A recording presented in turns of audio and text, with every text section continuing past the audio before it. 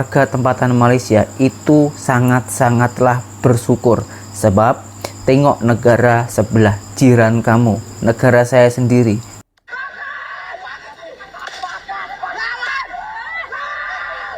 Baru panen beras harga naik ya. Tujuannya juga supaya memanusiakan para petani. Lu udah pada teriak-teriak krisis pangan nasional. Apaan dah? Lu tanam sendiri tuh ya beras. Negara maju itu ya dilihat dari kestabilan ekonomi rakyatnya.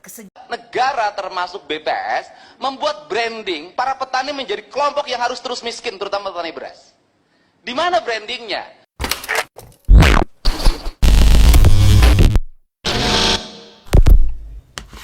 Hai, halo geng, assalamualaikum warahmatullahi wabarakatuh. Berjumpa kembali dengan saya Zainal Satori. Sebelum video ini saya mulai, gimana kabarnya kalian semua? Semoga semua yang menonton video ini baik-baik saja, dimurahkan rezekinya, selalu berpikiran yang positif dan dijauhkan dari mara bahaya oleh Tuhan Yang Maha Esa. Hari-hari ini tengah panas sekali tentang kenaikan harga beras, entah Indonesia ataupun Malaysia. Seharusnya warga tempatan Malaysia itu sangat-sangatlah bersyukur sebab tengok negara sebelah jiran kamu, negara saya sendiri di Indonesia, harga pangan ataupun beras naik, demo besar-besaran. Tak asing lagi kalau Indonesia itu memang negara demokrasi, tapi demonya itu sampai kelewatan. Mahasiswa itu ikut demo, yang nggak semuanya mahasiswa, geng. Ada yang sebagian tuh demo karena dibayar. Jadi beliau itu tidak tahu apa-apa lalu mendemo krisis pangan nasional, katanya seperti itu. Nah, ini ada salah satu perempuan dari Indonesia, dia orang menjawab hal itu dan mencoba meluruskan. Nah, bagaimana cara mencoba meluruskannya? Jom kita simak saja videonya. Darurat pangan nasional, hati-hati guys. Wah, Gua mau kasih lihat pangan video nasional ke kalian, tonton ya.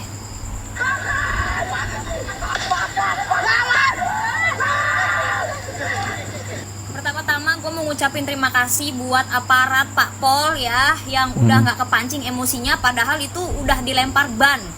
Kedua, gue mau tanya, itu yang demo siapa? Mahasiswa? Mahasewa? Tujuan lu kuliah jadi mahasiswa tuh apaan sih? Mau pada jadi pendemo bayaran harian? Gue mikir aja, itu kalau sampai aparat Pak Pole kagak tahan emosi, terus lu dilempar balik pakai ban atau digertak aja gitu ya, dikit lagi kulihat ibu pertiwi, halah ngadu bilang aparat kekerasan. Terus gue mau nanya, krisis pangan apaan anjing? Nih, lu habis pulang demo itu juga pada cari makan di warteg kan lu? Masih pada buka kan tuh warteg? Masih ada kan nasi padang? Masih ada kan warteg yang dagang lauk 5 ribuan gocengan? Gak punya lu goceng? Kerja bos! Baru panen beras harga naik ya. Tujuannya juga supaya memanusiakan para petani. Lu udah pada teriak-teriak krisis pangan nasional. Apaan dah? Lu tanam sendiri tuh ya beras. Lu aja pada jadi petani ya. Lu pada ya, daripada capek-capek demo, beras naik, minyak naik, ini naik, itu naik, mendingan lu pada kerja, cari duit, mikir, muter otak gimana caranya supaya kalau semua maunya pada naik, lu pada kagak bingung. Kerja bos, kerja. Rezeki itu di tangan lu juga, bukan di tangan pemerintah.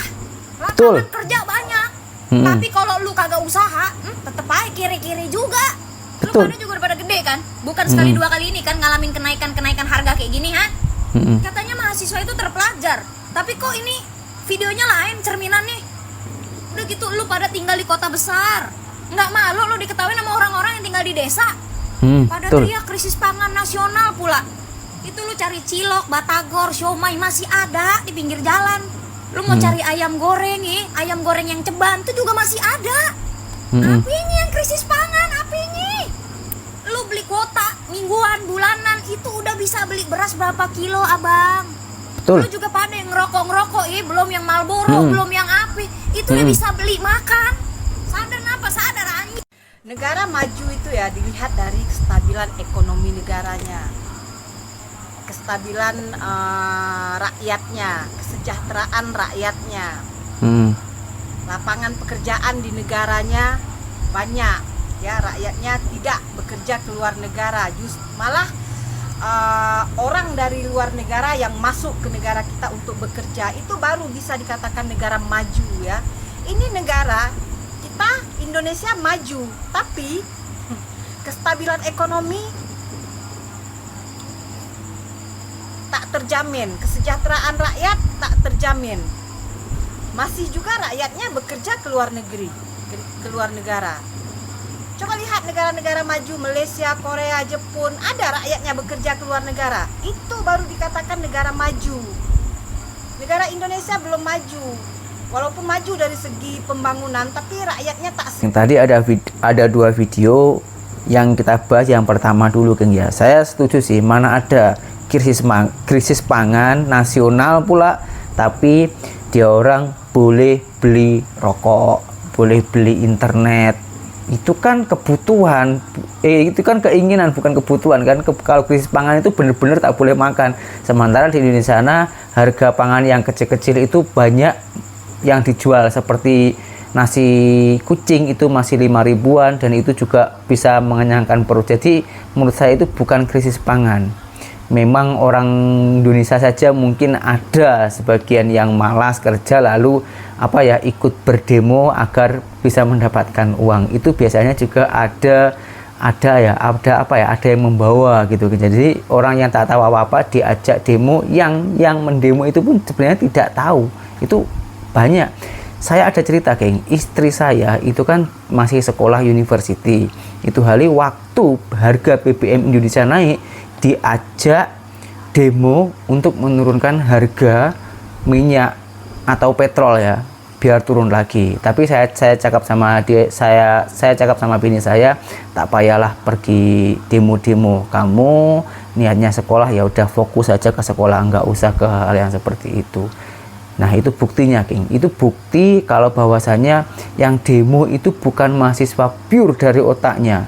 Ada sewaan juga, ada. Itu buktinya. Nah, kalau yang video yang kedua tadi itu negara Malaysia dan Indonesia itu kalau segi ekonominya memang lebih maju Malaysia. Tapi kalau bangunannya Indonesia memang sudah kulitan, sudah maju. Tapi dari segi ekonomi masyarakat itu saya akui Malaysia memang lebih makmur. Dan dia orang tadi cakap kalau negara maju itu tak ada orang merantau ke luar negara. Wah, itu kalau menurut saya salah, karena orang merantau ke luar negara itu pasti mencari penghasilan yang lebih. Seperti contoh orang Malaysia sini, banyak juga orang yang merantau ke luar negara seperti Australia, Eropa, Inggris, Singapura, banyak yang pergi ke sana. Nah, di video berikutnya ini ada mantan gubernur Indonesia, Kang Deddy Mulyadi namanya. Dia orang itu mengajarkan masyarakatnya untuk menanam padi biar tidak kekurangan bahan pangan. Nah, caranya itu bagaimana? Cuma langsung kita simak saja videonya. Ini kampung apa sawah? Kampung. Ruang kosong. Ya. Pak. Ditanamin sama saya. Iya, Pak. Ditanamin padi, ditanamin jagung. Iya, Pak. Kenapa saya nanam? Padahal ini hanya ruang kosong di kampung. Kenapa saya tanamin? Ya, supaya tanahnya makin subur, Pak. Ya, terus biar apa? Biar punya apa? Biar punya ini jagung, Biar Pak. punya jagung, biar punya Padi. Terus kalau kita tiap hari ngomongin harga beras mahal, terus kita nggak nanam, ruangan kosong nggak ditanemin, beras jadi turun nggak? Bisa. Enggak. Nggak akan turun karena berasnya nggak ada. Iya. Ya kan?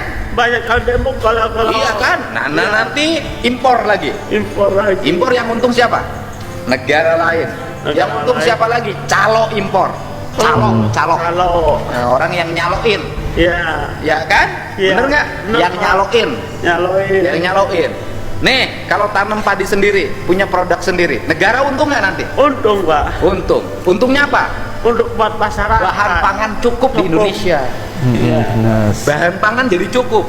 Jagung cukup. Cukup. Rakyat terpenuhi. Terpenuhi. Iya kan? Makmur, iya, Pak. Bener nggak? Makmur. Artinya kita tiap hari teriak harga beras mahal. Kalau kita nggak nanam padi nggak akan selesai. Siap, Pak. Ya? Ya. Betul nggak? Betul Pak. Betul tidak? Betul Pak. Betul tidak? Betul. Jadi kalau biar harga beras mahal nggak boleh ada, Demo-demo. bukan demo, nggak boleh ada lagi tanah kosong yang tidak ditanemin. Ya, siap Pak. Contoh, di perkebunan di Pulau Jawa, Banyak Pak. lahan PTPN, lahan perhutani, dalam hitungan saya ketika saya jadi anggota Komisi 4 dulu ada 150.000 hektar yang bisa dimanfaatkan. Yuk kita gerakan, tanamin kayak gini. Ya. Saya ngasih contoh nih buat warga Indonesia yang hari ini teriak harga beras mahal, nggak akan selesai seluruh itu problem kecuali dengan impor. Kalau kita nggak nanam, bagus nggak padinya? Bagus Pak. Bagus nggak padinya tuh? Bagus Pak. Bagus, padinya, jagungnya bagus nggak? Bagus. Jadi Pak. saya dapat apa di sini? Dapat padinya, dapat jagungnya, dapat. Begitu, padinya dapat Beras. jagungnya, Buat dimakan. jagungnya dapat. Dapat. Iya. Terus kalau kayak gini terus kita bisa menghasilkan beras nggak? Enggak. Nggak. Bapak mau nggak nyangkul? Mau Pak. Nggak mau, udah biasa jualan pulpen. Jualan pulpen sehari dapat berapa? Kadang-kadang 300, kadang-kadang 400. 300.000. Iya Pak. 400.000. Iya. Pak. Sehari Bapak dapat 300.000 Kotor. sampai 400.000. Bapak kebagian berapa? Cuma bagian 50 Pak. 50 sampai 100. Iya, ya kan buat ongkos. Iya, 50 sampai 100, ya kan? Iya Pak. Bener nggak? Bener. Bapak jualan pulpen dengan orang yang punya sawah 1 hektar, untungnya gede mana? Pulpen Pak. Jadi Pintar. untungnya gede Pulpen. tukang pulpen. Orang punya sawah 1 hektar itu belum tentu dapat untung 10 juta. Karena sawah 1 hektar itu biaya produksinya dari mulai traktor, Iya. nyangkul, ya kan? Iya Pak. Nanem, Anu. ngoyos, Ayo. ngagurul, mopok, nyemprot, Nyemprot, itu sampai. hampir 20 juta itu habisnya Lebih, per Pak. hektar. Lebih kan? Lebih Pak. Kalau dapat, Kadang-kadang ada sampai Pinter. 23 juta. Pak. iya habis biayanya. Iya. Belum kalau gagal. Iya. Kalau gagal itu nanti, kalau gagal itu nanti Rugi. bukan kalau gagal rugi harus modal lagi. Udah lah. Nah, Tidak benar. ada yang ganti, Iya. tidak ada yang bantu. Pak, maaf Pak. Ah. Itu ada yang boleh cabut Pak. Boleh cabut, pinter dia. Negara termasuk BPS membuat branding para petani menjadi kelompok yang harus terus miskin, terutama petani beras.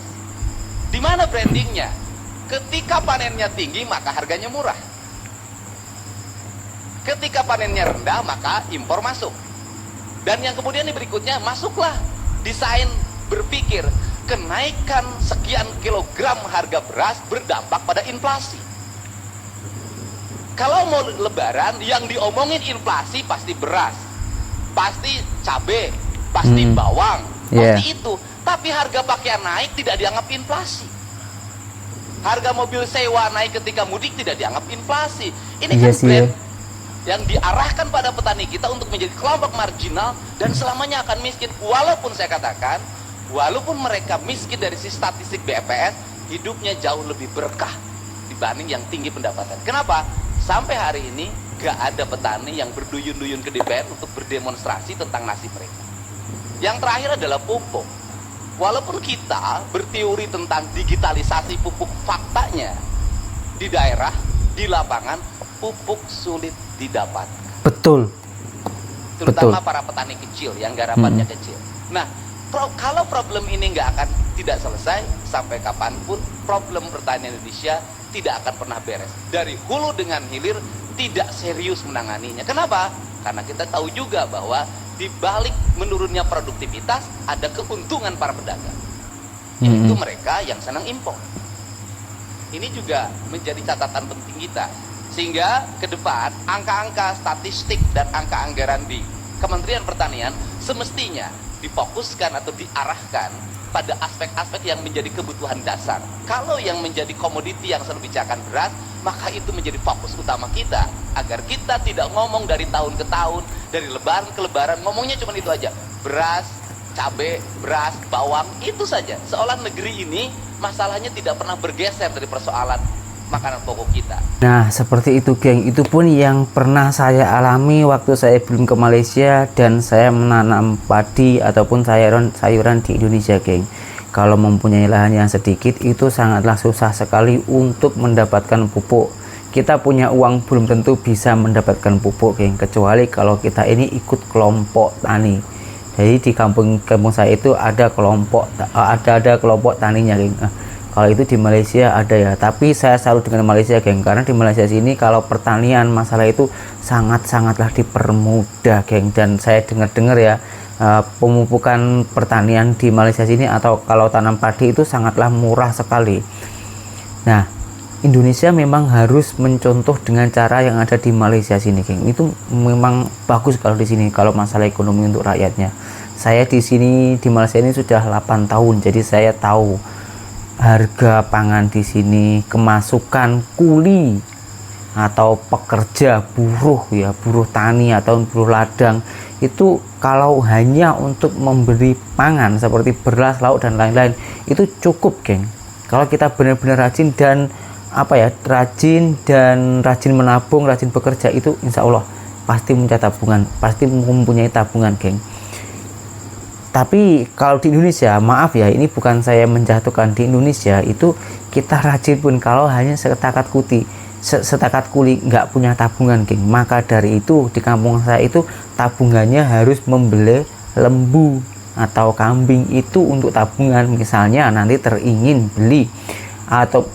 beli tanah ataupun mau bangun rumah, ya yang dijual tabungannya itu sapi ataupun kambingnya tadi atau kerbau. Seperti kalau nggak seperti itu, nggak punya tabungan, geng, sebagai rakyat kecil ya, saya ngomongin yang rakyat kecil, bukan yang sudah punya bisnis yang kaya, bukan. Kalau ngomongin masalah kemajuannya, saya akui sekarang sudah memang boleh tahan di Indonesia tentang pembangunannya, tapi ekonominya itu masih belum dibangun. Kalau ya semoga saja dengan presiden yang baru ini akan dibangun dengan lebih baik, harga pangan dan gaji buruh dan juga harga pemupukan itu lebih dipermudah, lebih dipandang lah rakyat kecil, para petani khususnya. Para petani itu kalau dipandang memang paling rendah, tapi sebenarnya yang menghidupi negara setiap orang itu kan pasti membutuhkan pangan ya, makan seperti beras. Itu kalau nggak dari petani dari mana, ya kan? Dengan video ini bukannya saya menjatuhkan Indonesia dan juga bukan menjelek-jelekkan, tapi dengan video ini saya itu biar menyuarakan diri lah, ya, agar lebih diperbaiki lagi Indonesia dan bagus-bagusnya itu mencontoh Malaysia lah ya. Bukan saya membela, tapi yang saya alami memang macam ini. Ini menurut saya. Apabila ada salah dalam tutur kata saya, mohon maaf yang sebanyak-banyaknya, dan berjumpa kembali di video saya yang selanjutnya. Saya Zainal Story, seorang TKI Malaysia. Salam TKI sukses. Assalamualaikum warahmatullahi wabarakatuh. Bye bye.